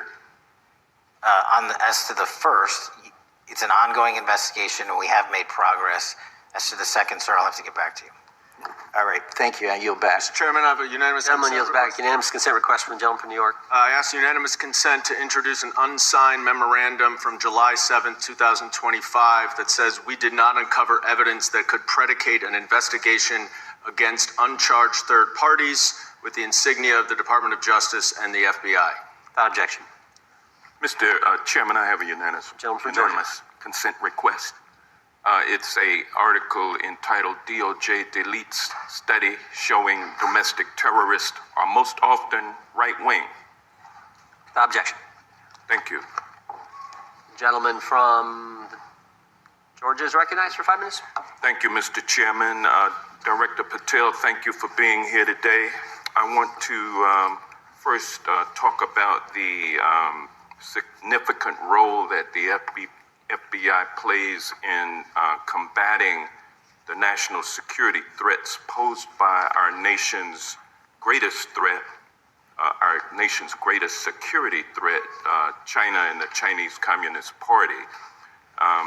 It's a fact that China is America's most significant national security threat. Isn't that correct? I would say so, sir. And you would agree with me that China wants to dominate the United States of America? I think that's largely their plan. And they want to dominate the world both militarily and economically. Isn't that correct? I think so. And sir, you've been FBI director for the last, 8 months? 7 months, yes. 7 months. And during that time, have you held any stock in any companies founded in China? I don't believe so. Well, you do own stock in a company known as Elite Depot, don't you? Which one, sorry? Elite Depot. You own stock. I think that's, I'll have to get back to you. I think it's a law firm and it's a company out of Singapore.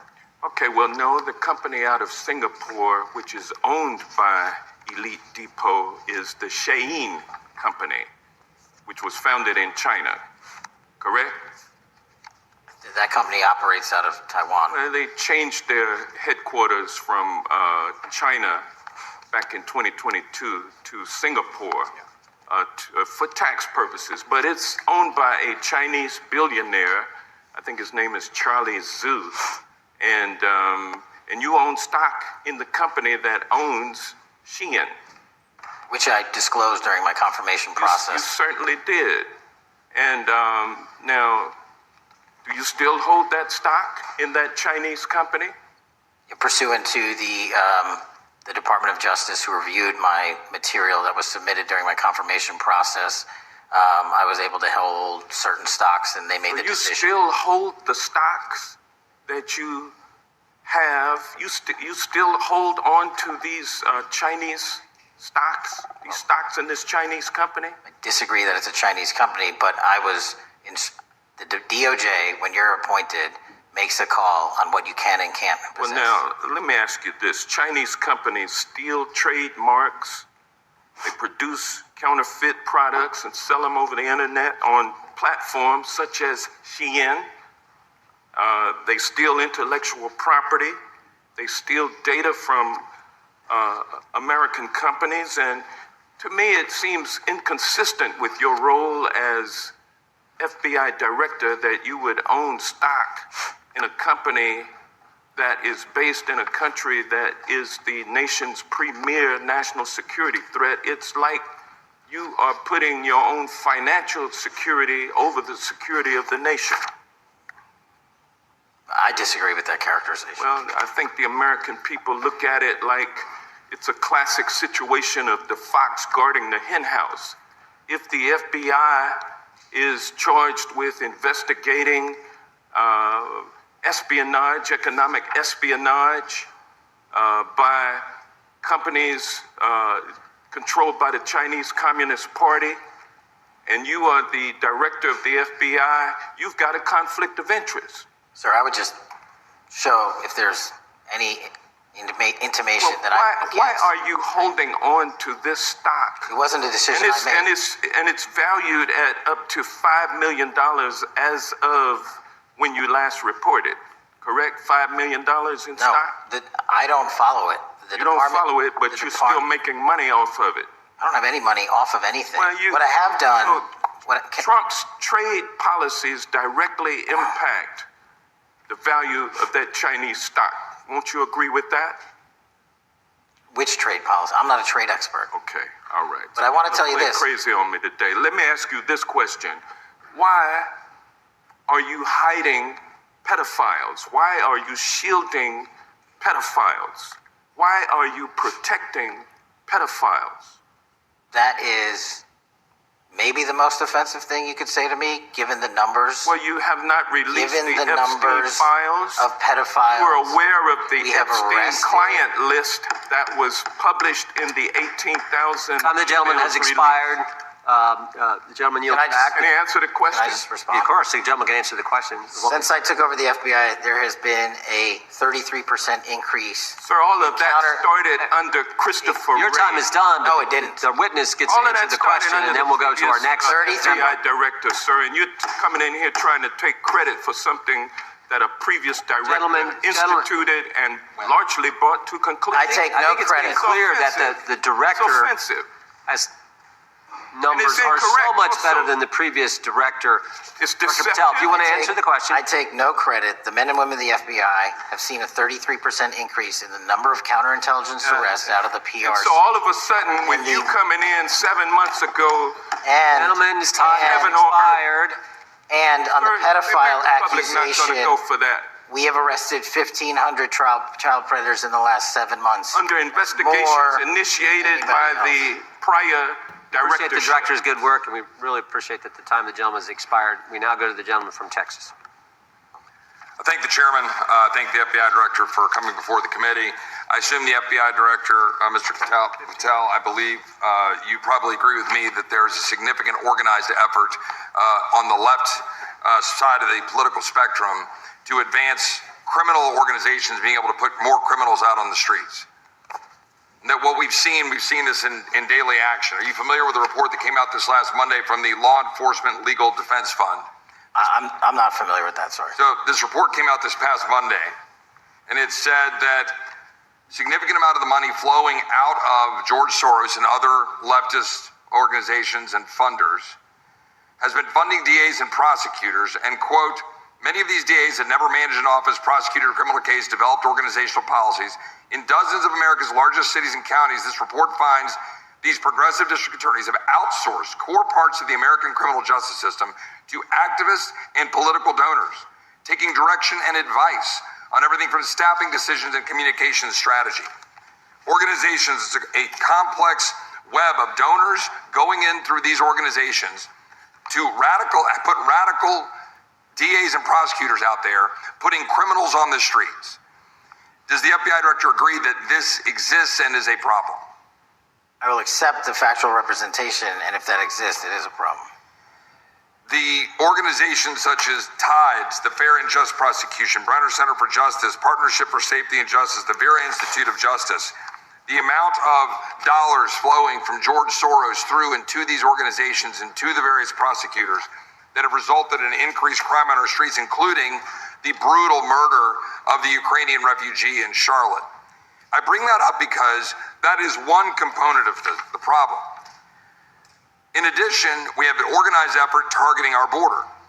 The NGOs, the nonprofits in the deep pockets, the United Nations, charitable organizations, and a long list of over 250 organizations that the Center for Immigration Studies put out that lays out a complex web of organizations that were moving people into our country, knowing that they're dangerous, knowing that they're criminal, associated with taxpayer dollars flowing through the United Nations and donor dollars flowing through organizations, including ostensibly religious ones, putting these dangerous individuals on the street. That resulted in fentanyl in our communities, that resulted in the death of Jocelyn Nungare, of hundreds, thousands even, as the director testified, 100,000 people dying from these narcotics every year. All of this in an organized effort, a complete effort by the radical left to use taxpayer dollars and these dollars to put people on our streets. In addition, the extent to which we've seen now with the Southern Poverty Law Center and their hate map targeting, for example, the Family Research Council, where we had a shooting right here in DC over a decade ago, putting Charlie Kirk, putting a target on TPUSA, Antifa, other radical organizations that are very specifically organized in targeting conservatives and ordinary Americans. Well, how about the organized effort to infiltrate our schools and advance a transgender agenda? and advance a radical agenda, perhaps one that we will see exposed further in the individual that actually shot Charlie Kirk. So here's my question. Will you as the director, and are you as the director, pursuing all legal channels to follow the truth wherever it may lead on this organized effort, one?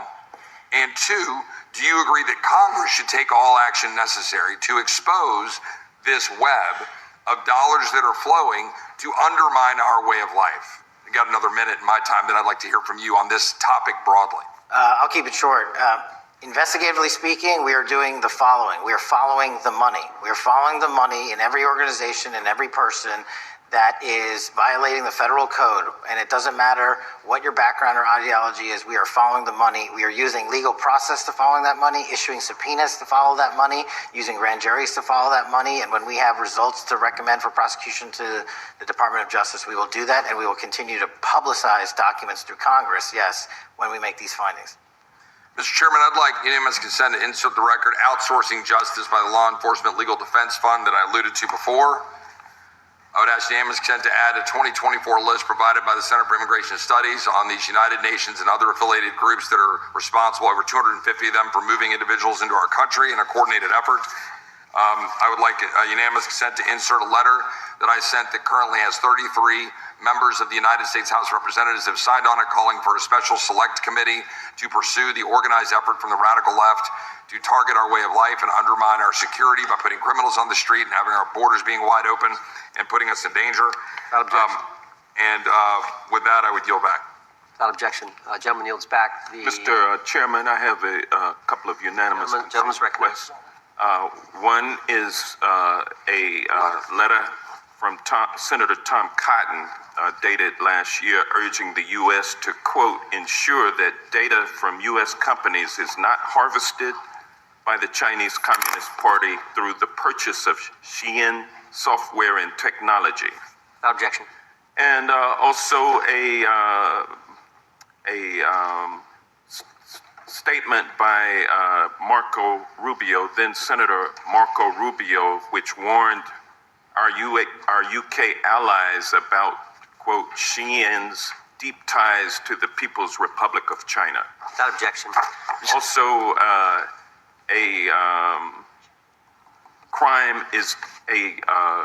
the record crime is down in 2025. Trump doesn't deserve credit, which demonstrates that the crime rates have been decreasing since 2023, which was published by the Vera Institute. Also, a unanimous consent request to enter into the record a NPR report from July of 2024. GOP vows to make America safe again. Statistics contradict their growing crime claims. Without objection. Also, a report out of the American Presidency Project, dated January 17, 2025, record low crime during the Biden-Harris administration. Without objection. Also, Joe Biden is correct that violent crime is near a 50-year low, which was a PolitiFact publication of May 2024. And last but not least, a FBI releases 2024 reported crimes in the nation statistics. These are FBI statistics published on August 5th, 2025, which details decreases in murder, rape, aggravated assault, and robbery in 2024. Without objection. Gentleman from Kentucky is recognized for unanimous consent. Mr. Chairman, I ask unanimous consent to submit two sets of documents. The first is a series of emails from the victims of Jeffrey Epstein. They are making FOIA requests to get their own FBI files and not having any success. So I want to bring attention to that by submitting that to the record. The second document that I want to submit to the record, for the record, I know we don't usually read these. This one's not readable. It's completely redacted. For the most part, the first 50 pages. This is actually the search warrant that was served on James O'Keefe for a diary that he had already given to the government 2 months before. And as it turns out, there were no indictments here, yet he still doesn't know why he was raided, and I think he deserves to know. So, Without objection. thank you. The chair now recognizes the gentleman from California. Director, the first time you saw Donald Trump's name was in the Epstein files. Did you close the files or keep reading? I have reviewed not the entirety of the files, so You haven't reviewed all of the Epstein files? Personally, no. You're the director of the FBI. This is the largest sex trafficking case the FBI has ever been a part of. Buck stops at the top, and your testimony today is you have not reviewed all the files. What I've been doing is been busy providing the safest country this country has seen in modern U.S. history in historic speed, because the men and women of the FBI are given the resources to reduce the homicide rate, to reduce the drug trafficking rate, to reduce the amount of children that are being trafficked and the number of It sounds like those children being trafficked. I appreciate the director reviewing the files. You said you don't know the number of times Trump's name appears in the files, so it could at least be 1,000 times. Is that right? The number is a total misleading factor. We have not released anyone's name we have not released anyone's name in the Epstein files that has not been credible. Director, could it at least be 1,000 released times? every piece of legally permissible information. Okay, you can so characterize the numbers however you want it. Reclaiming my time, Director. It sounds like if you don't know the number, it could at least be 1,000 times. It's not. It's not. Is it at least 500 times? No. Is it at least 100 times? No. Then what's the number? I don't know the number, but it's not that. Do you think it might be your job to know the number? My job is to provide for the safety and security of this country. My job is not to engage in political innuendo so you can go out to the sticks and get your 20-second hit in your fundraising article. Keep going, reclaiming your time, because the people of California are being underserved by your representation. The president is not implicated. Why not release everything that involves him? We have released everything, the president and anyone else's side, that is credible and lawfully be able to be released. Your fixation on this matter and baseless accusations that I'm hiding child pedophiles is disgusting. Anyone that says that needs to look at the stats alone and go back to the state of California, who's receiving the biggest surge in FBI resources through my redeployment, because the cities of Los Angeles, San Diego, and San Francisco Reclaiming my time, need it. Director. Remembering your oath to tell the truth, did you ever tell Donald Trump his name is in the files? I have never spoken to President Trump about the Epstein files. Did you ever tell the Attorney General that Donald Trump's name is in the Epstein files? The Attorney General and I have had numerous discussions about the entirety of the Epstein files and the reviews conducted by our team. Did you tell the Attorney General that Donald Trump's name is in the Epstein files? And we have released where President Trump's name is in the It's a simple attorney's question. file. Did you tell the Attorney General that the president's name is in the Epstein files? During many conversations that the Attorney General and I have had on the matter of Epstein, we have reviewed. The question is simple. Who Did you tell the Attorney General that Donald Trump's name is in the Epstein files? Yes or no? Why don't you try spelling it out? Yes or no, Director? Use the alphabet. Yes or no? No, A, B, C, Director, E, F. it sounds like you don't want to tell us. Did you tell the Attorney General that Donald Trump's name was in the Epstein files? Why don't you try serving your constituency by focusing on reducing violent crime in this country and the number of pedophiles that are legally harbored in your sanctuary cities in California? I'll work with you on that. Regular order, Mr. Chairman. Time belongs to the gentleman from California. Did you tell the Attorney General that Donald Trump's name is in the Epstein files? Question has been asked and answered. You've not answered it, and we will take your evasiveness as a consciousness of guilt. Director, did Donald Trump ever say to you, just find and release the entire truth? Don't worry if I'm in it? The instructions from the administration were to release all credible information, and we have done that. Did Donald Trump ever provide information about Jeffrey Epstein as an informant? Donald Trump has not been, and I can only speak for the FBI, an informant of the FBI. So, Director, you've played this cute shell game where you say you can't release everything because the court has said that it legally is not allowed to be released. But the court calls bullshit. Judge Richard Berman said that when you went to the court, quote, information contained in the Epstein grand jury transcripts pales in comparison to Epstein investigation information and materials in the hands of the Department of Justice. So let's move on, Director. You wrote a book called Government Gangsters. You identified 20 individuals in that book.